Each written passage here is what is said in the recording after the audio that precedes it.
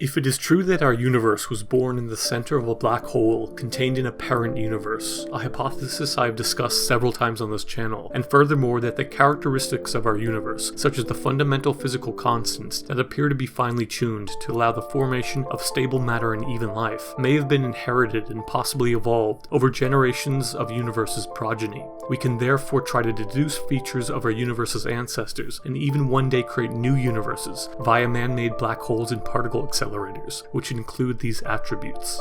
We can infer properties of our universe's genealogy by looking at the laws of physics and physical constants of our own, in the same way that we can look at the eyes and facial features of a child and infer characteristics of their distant grandparents, i.e. there may be some similarities, but at first glance the individuals may not resemble each other, and you might not guess that they were related unless you were otherwise told. But some things can be concluded, such as our universe's great-great-grandmother must have had stable matter that could coalesce and form black holes for reproduction, and it must have existed for a long enough time for these objects to form. Since all stars and thus black holes rotate, our universe would have likely inherited the parent black hole's axis of rotation also.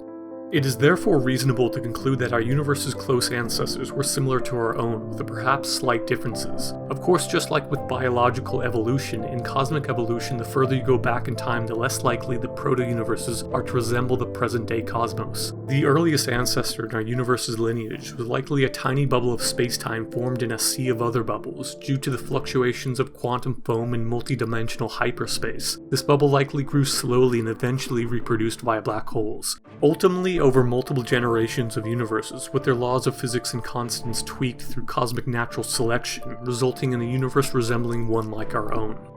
So was our universe's great-great-grandmother long dead? In the sense of no longer having stars, planets, and galaxies, perhaps so. The black hole contained in our ancestors' universe, which birthed a new baby universe at its core, may have totally evaporated due to Hawking radiation by now. But once these baby universes pinch off from the parent universe, they become completely disconnected and independent from the parent universe's space-time, and can live on, creating stars and galaxies anew.